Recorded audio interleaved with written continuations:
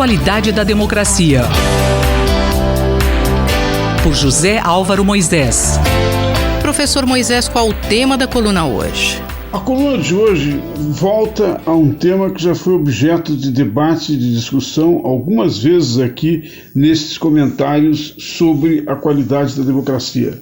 Trata-se do tema relativo ao financiamento das campanhas eleitorais. Uma questão que, alguns anos atrás, suscitou uma grande controvérsia e mesmo revolta na sociedade por causa de práticas de corrupção diretamente associadas ao modo como o financiamento das campanhas vinha ocorrendo. Na semana passada, a Comissão Mista de Orçamento do Congresso Nacional rejeitou um veto do presidente Jair Bolsonaro relativo ao tema. Na verdade, um veto que de alguma maneira procurava colocar algumas restrições ao modo como o Congresso Nacional vinha tratando a questão do financiamento das campanhas eleitorais desde 2018. Com a decisão que foi tomada na semana passada, a partir do relatório do deputado Domingos Neto, do PSD do Ceará, que relatou a questão para esta comissão, o fundo de financiamento das campanhas eleitorais vai ter um aumento de 2 bilhões, quanto foi utilizado nas eleições de 2018, para 3,8 bilhões nas eleições de 2020. Essa, na verdade, vai ser a primeira eleição municipal que se poderia dizer majoritariamente abastecida com recursos públicos. Pessoas físicas vão poder contribuir até o limite de 10% da sua renda do ano anterior, mas não é provável que a contribuição de pessoas físicas dê em conta da necessidade de financiamento que terão os partidos políticos. Curiosamente, nesta decisão da Comissão Mista de Orçamento do Congresso Nacional, que ainda terá que ser enviada ao plenário da Câmara dos Deputados e depois ao Senado, nesta decisão, os dois partidos que serão melhor aquinhoados com recursos do fundo eleitoral, se prevalecer a decisão que foi tomada pela Comissão Mista de Orçamento, serão exatamente o PT e o PSL. Exatamente aqueles partidos que foram extremamente contestados em anos recentes, seja pelo seu envolvimento em corrupção direto, no caso do PT, seja por causa de candidaturas laranjas e uma divisão interna extremamente difícil, no caso do PSL. Na verdade, isso remete para o tema central a que se refere essa decisão que foi tomada pela Comissão Mista de Orçamento, ou seja, refere-se ao tema do financiamento da democracia. Democracias, para funcionar, supõem a existência de campanhas eleitorais que têm uma exigência muito forte, muito importante de comunicação entre partidos e candidatos e os eleitores. Esta comunicação tem custo. Até alguns anos atrás, o financiamento das campanhas eleitorais no Brasil vinha sendo feito por empresas privadas. Mas, em 2016, o Supremo Tribunal Federal publicou uma decisão que tinha sido adotada em 2015, através da qual os ministros, em sua maioria, consideraram que não era constitucional manter o financiamento de empresas privadas. Professor, quais seriam essas razões? Por várias razões. Uma delas porque considerava, por exemplo, que empresas privadas não são cidadãos, a exemplo das pessoas físicas, por exemplo. Mas, ao mesmo tempo, o ministro Luiz Fux, que foi o relator da decisão de 2005, por exemplo, argumentou que o financiamento por empresas privadas violava o princípio de isonomia, pois permitia que pessoas jurídicas privadas financiassem candidatos e partidos, mas não permitia, por exemplo, que sindicatos e outras associações da sociedade pudessem fazer o mesmo. Isso era uma proibição que vinha desde a Constituição de 1988 e, por essa razão, o Supremo resolveu regular melhor o modo das campanhas eleitorais serem financiadas. É preciso considerar que há uma decisão que, num certo sentido, depende de como a sociedade brasileira quer tratar essa questão. Simplesmente ignorar que campanhas eleitorais e a democracia têm custos não é bom, mas, ao mesmo tempo, aprovar quantias tão elevadas como essa que prevaleceu na decisão da Comissão Mista de Orçamento pode ser um elemento de contradição com as prioridades e exigências da sociedade brasileira. Em todo caso, como o tema ainda vai no dia 17 de dezembro para o plenário da Câmara dos Deputados e depois para o Senado, há ainda espaço para mudança por parte dos parlamentares e, eventualmente, por parte de pressão da sociedade, se quiser que a decisão seja tomada de uma outra maneira. Não faz sentido para um país de tanta desigualdade colocar 3,8 bilhões em campanhas eleitorais, o que se pretende fazer no próximo ano. Essa é uma razão pela qual nós temos que voltar permanentemente ao debate dessa questão. Convido todos os ouvintes a voltarem a frequentar a coluna na próxima terça-feira. Muito obrigado. Eu, Simone Lemos, ouvi o professor José Álvaro Moisés. A qualidade da democracia. Por José Álvaro Moisés.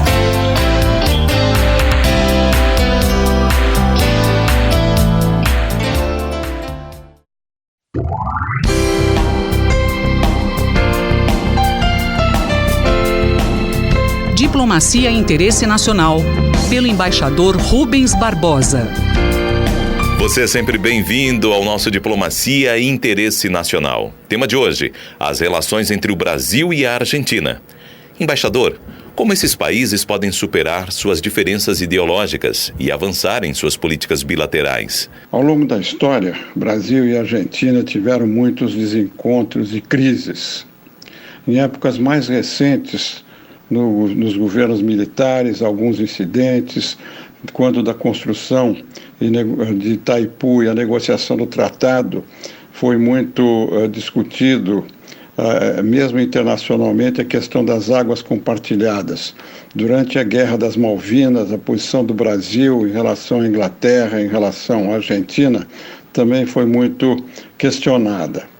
Durante a campanha, o governo brasileiro manifestou a apreensão com a política econômica do novo governo argentino. Alberto Fernandes assume hoje a presidência da Argentina. Durante a campanha, a sua equipe questionou muito a política econômica liberal do governo brasileiro e o acordo entre o Mercosul e a União Europeia. Durante a reunião do Mercosul aqui no Brasil, na semana passada, o estudo que o Brasil apresentou sobre a redução da tarifa externa comum foi adiado, que o governo Macri não tinha condições de aprovar em vista da assunção do novo governo daí a poucos dias. A retórica confrontacionista de lado a lado prevaleceu nesses últimos meses nos mais altos níveis, mesmo no nível do presidente Bolsonaro de um lado e do candidato Alberto Fernandes de outro.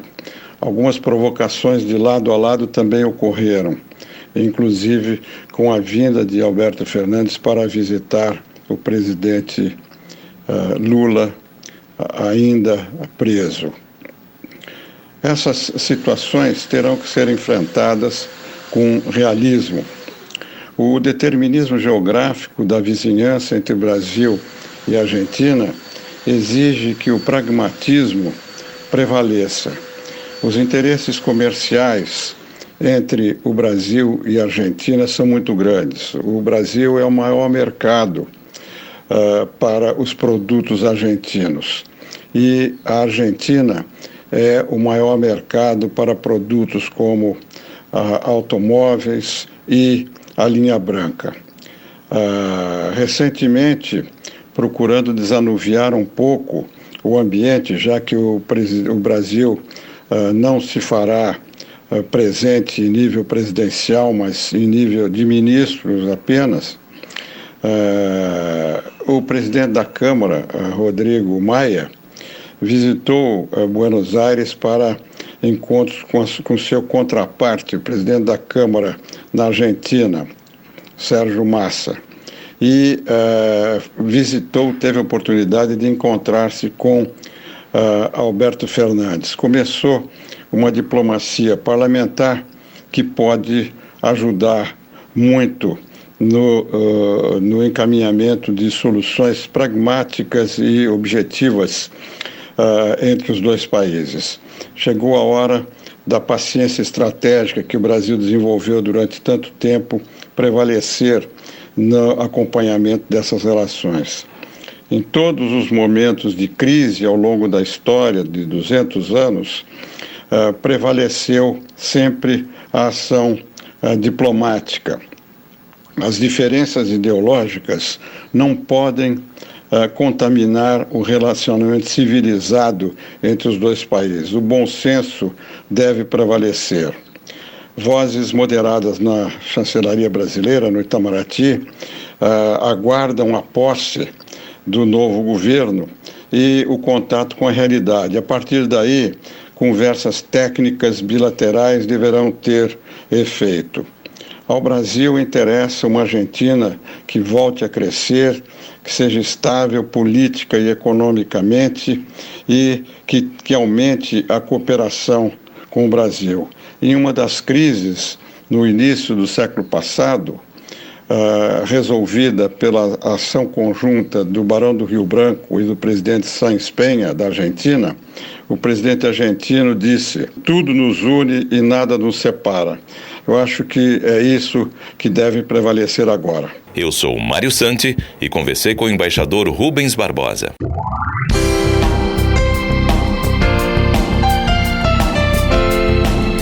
Diplomacia e Interesse Nacional, pelo embaixador Rubens Barbosa.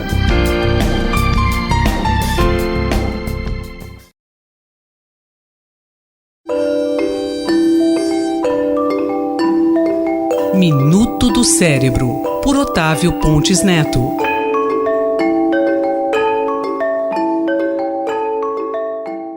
Professor, temos novidades no tratamento da crise aguda de enxaqueca? Quais são elas? Temos novidades sim para o tratamento da crise aguda da enxaqueca. O Urogempante é um novo medicamento que está sendo testado nos Estados Unidos e que é uma pequena molécula que é administrada por via oral e ela atua como antagonista do receptor do CGRP.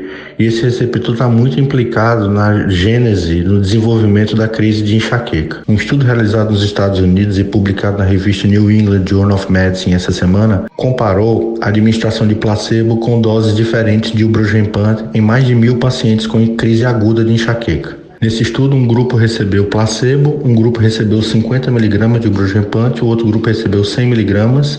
E os grupos que receberam o Urogempante tiveram praticamente o dobro de chance de ficar livres de dor de cabeça nas primeiras 2 horas e também de ficar livre dos principais sintomas que acompanham e que incomodam durante a crise de enxaqueca durante as primeiras 2 horas. Quais são os principais efeitos colaterais desse novo tratamento?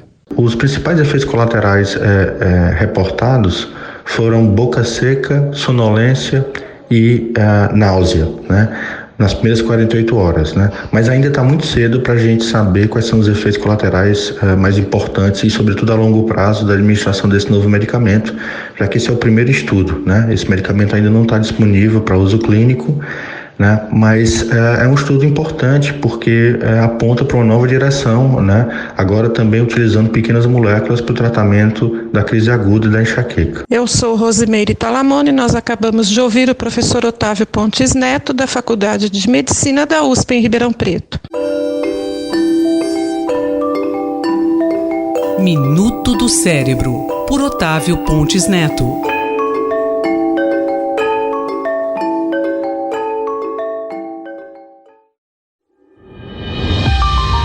Cotidiano na Metrópole, com o professor Nabil Bonduki. Olá, professor. Em vista do que aconteceu em Paraisópolis na última semana, como é que a gente pode criar cenas alternativas culturais e de lazer para a periferia, para o jovem da periferia? Olha, Denis, essa é uma questão extremamente importante porque a gente precisa ser propositivo. É claro que o que aconteceu em Paraisópolis é uma tragédia, isso tem a ver com violência policial contra jovens negros periféricos, mas nós temos que pensar alternativas enquanto política pública. Eu acredito que se a gente não tiver alternativas de política pública, certamente nós vamos continuar tendo esse tipo de situação. E eu vejo aí pelo menos 2 ou 3 linhas diferentes, né? Por um lado, a criação de espaços para eventos festas e outros eventos culturais que precisam acontecer assim com muita frequência em todas as áreas periféricas da cidade, em lugares adequados, lugares que sejam de alguma maneira distantes ou que não gerem impacto em áreas de moradia, né? Porque realmente é um problema para quem mora numa rua onde existe uma festa dessas, um evento cultural desses, quando não existe um planejamento. Então, em lugares adequados, que haja segurança adequada também para quem vai participar desses eventos que reúnem multidões, né? E, por outro lado, também o desenvolvimento de projetos culturais que sejam de fomento, de apoio à cultura periférica, à cultura de jovens na periferia. Como existe, né, o Programa de Valorização de Iniciativas Culturais, que é o VAI, como existe o Programa de Fomento à Periferia, que são duas iniciativas extremamente importantes e que foram criadas como programas públicos que favorecem a que o jovem desenvolva atividades culturais, desenvolva projetos em todos os campos, todas as linguagens artísticas. Sobre o VAI, o Programa de Valorização de Iniciativas Culturais, como você acha que ele pode ajudar a partir de agora? Olha, o VAI é um programa que foi criado por uma lei de minha autoria em 2003. E o primeiro edital do VAI foi em 2004. Na época, nós ficamos, inclusive, muito surpresos, embora a própria elaboração do projeto de lei ela já partia de uma análise de que a cultura periférica tinha uma força muito grande. Ficamos surpresos porque no edital, que podiam ser contemplados 65 projetos, apareceram mais de 600 projetos, o que mostra a efervescência cultural da periferia, o desejo do jovem da periferia de participar.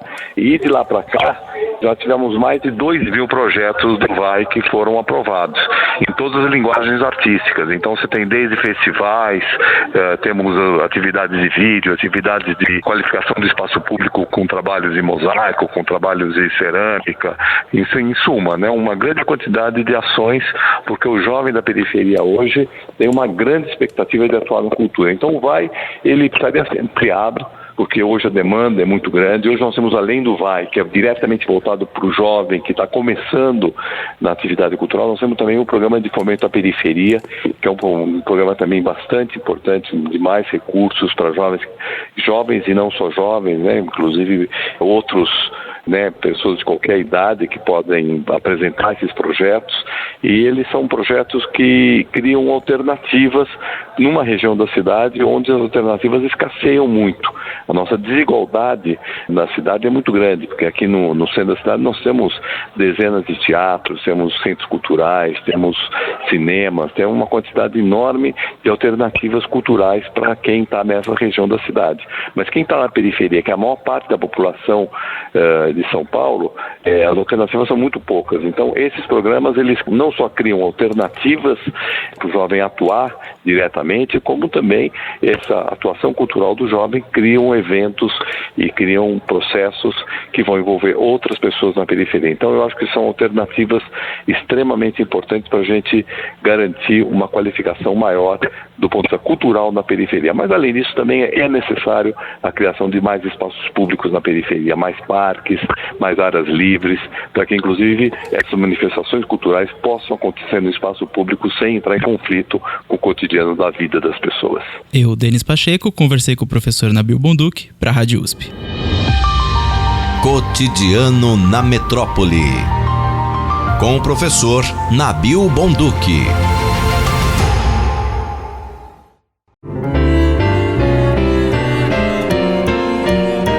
Doutor Bartô e os Doutores da Saúde,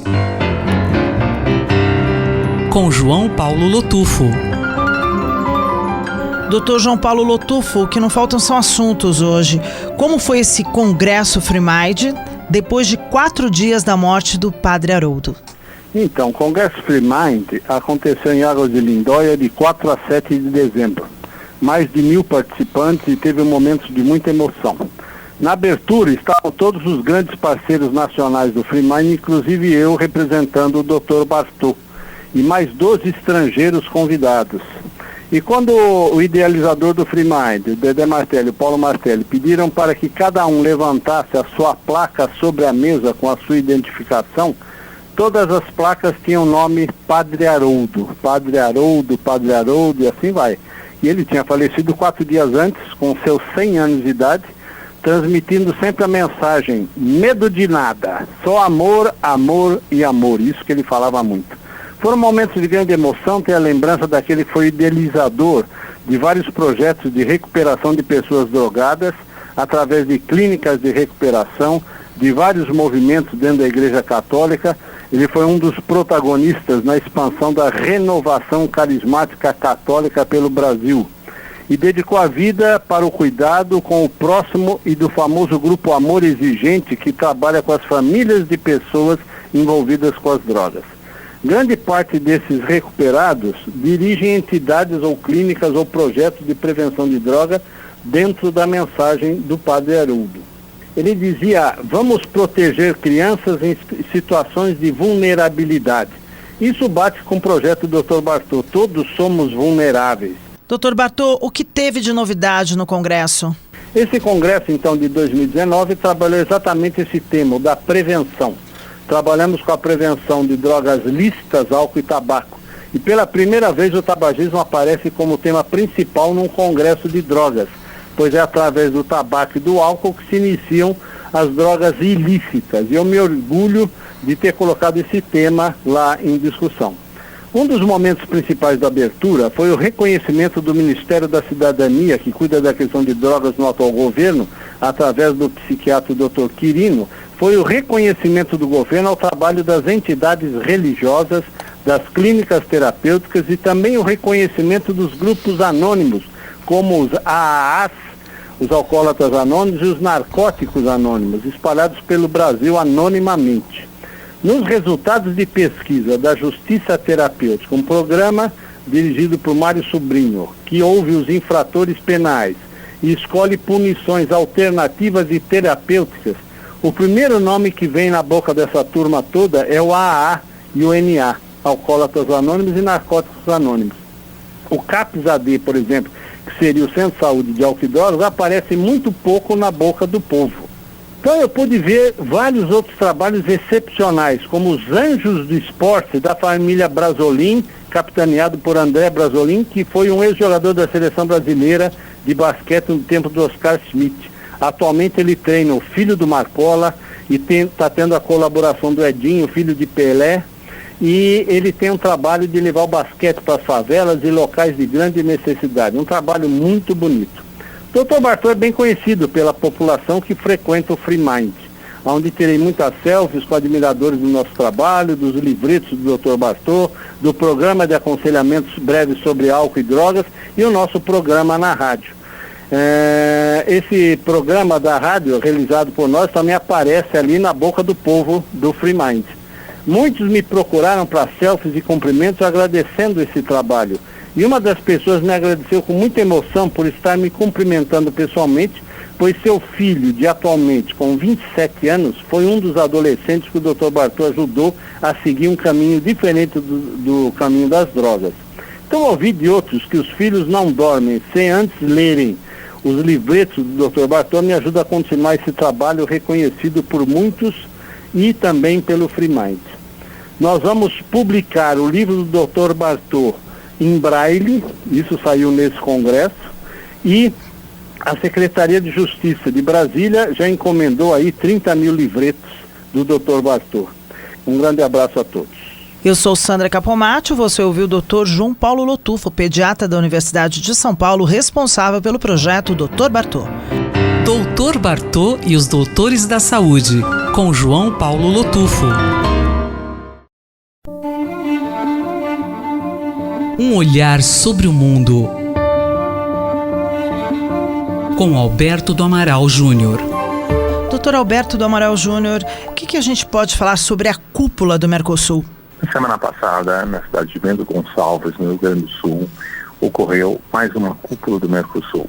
Vale lembrar que a cúpula do Mercosul reúne os presidentes dos países componentes do bloco, ou seja, o Brasil, a Argentina, o Uruguai e o Paraguai.